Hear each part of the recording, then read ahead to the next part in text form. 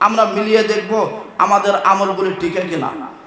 আজ থেকে ১৫০০ বছর পূর্বে কাবার আশেপাশে বা মক্কাতে পৌত্তলিক যারা ছিল তারা সলাত আদা করত, তবে তাদের সলাতের ধরনটা কিছুটা ভিন্ন ছিল। তারা সলাত পড়ত। আবার কিছু ব্যক্তি তারা হজ পর্যন্ত করত, তারা কুরবানি দিত।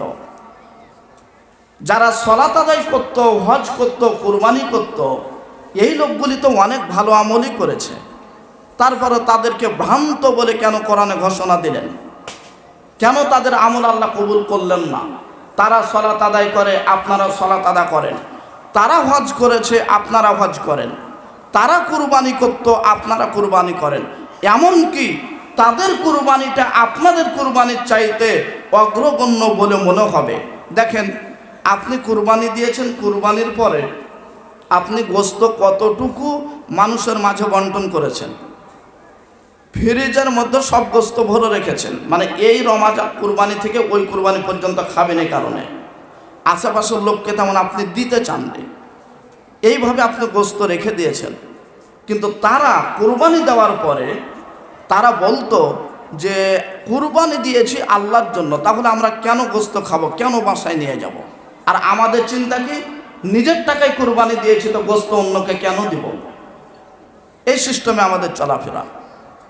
তো পৌত্তলিকরা তারা কুরবানি দিয়ে গোশত কিঞ্চিত পরিমাণ তারা বাড়ি নিয়ে যেত না। সেই গোশতগুলি তারা কাবা চত্বরে রেখে দিত, রক্তগুলি কাবার গায়ে তারা লাগিয়ে দিত এবং এটা ভাবতো যে আমরা আল্লাহর নামে কুরবানি দিয়েছি, যাতে করে আল্লাহ আমাদের এই কুরবানিগুলি কবুল করেন। তারপরও গোশত দিয়ে যাওয়ার পরও কেন কুরবানি কবুল হলো না? সলাৎ কেন কবুল হলো না? হজ কেন কবুল হলো না? তার একটি কারণ যে তারা এই আমলগুলির মধ্যে পাশে ৩৬০টি মূর্তি মেনেছিল, যে এই ৩৬০টি মূর্তিকেও একটু সম্মান করা দরকার। ৩৬০টি মূর্তিকে যদি সম্মান করি তাহলে একটু ভালো হবে। তবে কেন? অত কিছু বেশির জন্য নয়, যে এই মূর্তিগুলির সাথে যদি আমরা একটু ভালো ব্যবহার করি তো এগুলি আমাদের সুপারিশ করবে, আল্লাহর কাছাকাছি করে দিবে।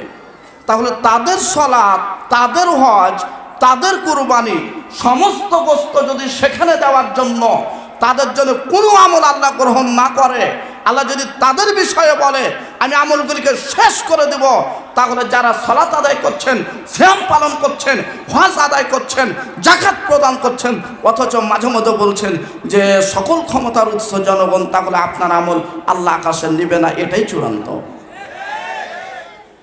তারা এই সালাত, সিয়াম, হজ, যাকাত আদায় করার জন্য তারা ভালো কাজ করতে বটে, তবে কিছু দূরে যেয়ে বলতো ভাগ্যটা একটু পরীক্ষা করা দরকার। ওই যে লাত, উজ্জা, মানাত আছে, তাদের মূর্তিগুলি, তাদের গায়ে কিছু তীর রাখা আছে, তীর গেরা টানতে হবে, দেখা যাক যেটাতে ভালো লেখা আছে ভালো উঠলে ভাগ্য ভালো হবে, যেটাতে মন্দ লেখা আছে যদি ওই তীর উঠে তাহলে আমার ভাগ্য খারাপ, এটা উঠবে। তাহলে ওই মক্কার কুরাইশরা, ওই মক্কার পৌত্তলিকরা তারা সালাত আদা করলো, তারা হজ করলো, তারা কুরবানি করলো, তারপর ওই বাতি পরীক্ষা করার জন্য, তীর পরীক্ষা করার জন্য যদি তাদের আমল গ্রহণ আল্লাহ না করে, তাহলে আজকে বাংলাদেশ সহ সারা পৃথিবীতে যারা সালাত আদা করে, সিয়াম পালন করে, হজ আদায় করে এবং বিভিন্ন অনুষ্ঠানে কবিতর উড়িয়ে দেয়, ডান দিকে কবিতর গেলে ভাগ্য ভালো হবে, এদেরও আমল আল্লাহ কবুল করবে না, এটাই চূড়ান্ত। আপনি কথা যখন আলোচনা দিকে গেছি তখন আমার সময় শেষ, তো যাই হোক, পরবর্তীতে আরও আলোচক আছেন আলহামদুলিল্লাহ। আমি আপনাকে স্পষ্ট করে দিতে চাচ্ছি, ওই আজ থেকে ১৫০০ বছর পূর্বে তারা এই ভাগ্য পরীক্ষা তীরের মাধ্যমে লাত মানাফের করার জন্য যদি আমল আল্লাহ কবুল না করে, আজও কবিতর পাখি উড়াই যারা, তাদের আমল আল্লাহ আকাশে নেবে না, এটা চূড়ান্ত ইনশাআল্লাহ। সম্মানিত উপস্থিতি, আর একটু সামনে আগান, যে আপনি আমি সালাত আদায় করছি, সিয়াম পালন করছি, অথচ সাহাবীদের বিষয়ে এত ভ্রান্ত আকীদা নিয়ে বসে আছি। আমি সহিহ বুখারীর একটি অধ্যায় পড়েছি, যেখানে আল্লাহর নবী ওই যে কিতাব তাওহীদ ওয়া রাদ আলাল জাহমিয়া, জাহমিয়াদের আকীদা বিশ্বাস করতে হবে না, এই আকীদার ওপর ভিত্তি করেই পৃথিবীতে অনেক দলের উৎপত্তি হয়েছে, যাদেরকে চিনেন শিয়া, খারেজি, রাফেজি, তারপরে আশুরিয়া, এভাবে যত দল আছে আকীদার ওপর বিশ্বাস করে আকীদার কারণে তারা দলে দলে বিভক্ত হয়েছে। শিয়া ঢাকাতেও তাদের চলাফেরা আছে, দেখতে ভালো লাগে, টুপিটা ভালো লাগে, পাঞ্জাবিটা ভালো লাগে, গায়ের পোশাক ভালো, অথচ তাদের আকীদায় এত নিকৃষ্ট, তাদের আকীদায় 1 সেকেন্ডে যদি কেউ বিশ্বাস করে সে ইসলাম থেকে বের হয়ে যাবে। একটা বলি তাদের সাহাবীদের বিষয়ে। তারা বলেন আবু বকর, উমর, উসমান 3 জন খেলাফতের যোগ্য ছিলেন না, তাদের খেলাফতকে আমরা মানি না। অথচ এই সাহাবীদের বিষয়ে আল্লাহ নবী বলছেন, যদি তোমরা সাহাবীদের বিষয়ে কথা বলো তো লা তাসুব্বু আসহাবি, আমার সাহাবীদেরকে গালিগুলোজ করবে না। তারা কি করেছে তোমাদের হিসাব না, তবে গালি দিতে পাবে না। মুআবিয়ার সাথে আলীর কি হয়েছে পরের বিষয়ে আলোচনা পেশ করতে পারেন, তবে কাউকে কটূক্তিমূলক কথা বলতে পারবে না, তারা যদি সাহাবী হয়। সাহাবীদেরকে গালি দিও না। এমনকি সাহাবীরা যদি, তোমরা যদি একটা উহুদ পাহাড় সমপরিমাণ স্বর্ণ দান করো আর তারা যদি 1 মুদ কিছু দান করে, তাহলে তবুও তাদের 1 মুদের সমান, 1 মুদ মানে প্রায় হাফ কেজি মনে করেন, হাফ কেজির সমানও তাদের নেকি আপনি পাবেন না তাদের সমান। অথচ আপনি দান করেছেন স্বর্ণ 1 উহুদ পাহাড় সমপরিমাণ। তাহলে এই আকীদায় যারা বিশ্বাসী তাদের আমল আল্লাহ কিভাবে কবুল করবেন? সম্মানিত উপস্থিতি, এই হিসাবে যারা 5 ওয়াক্ত সালাত পড়ে আবার মাজারে বিভিন্ন জায়গাতে সিজদা করে, এদেরও আমল আল্লাহ কবুল করবে না। কারণ সিজদা মাত্র, মাথা নত মাত্র একজনের কাছে হবে, যিনি সপ্ত আকাশের ওপর রয়েছেন, আল্লাহ রাব্বুল আলামিন। আল্লাহ রাসূলকে কিছু সাহাবী শপথ থেকে এসে দাবি করেছিলেন যে বাদশাকে সিজদা করতে দেখলাম, তাদের বাদশাকে, তো আপনি তো আমাদের নেতা, আমরাও সিজদা করতে চাই।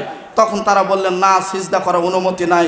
যদি অনুমতি দিতাম তাহলে স্বামী স্ত্রীদেরকে বলতাম যে তারা যেন তার স্বামীকে সিজদা করে, তবে সিজদা করা পৃথিবীতে জায়েজ নাই, মানুষ মানুষকে সিজদা করতে পারবে না। সম্মানিত উপস্থিতি, কাজেই যারা যে যেখানে যেভাবে দাওয়াত দেওয়ার চেষ্টা করছেন, অবশ্যই মানুষকে বিশুদ্ধ আকীদা, সহিহ আকীদার দাওয়াত দেওয়ার চেষ্টা করবেন।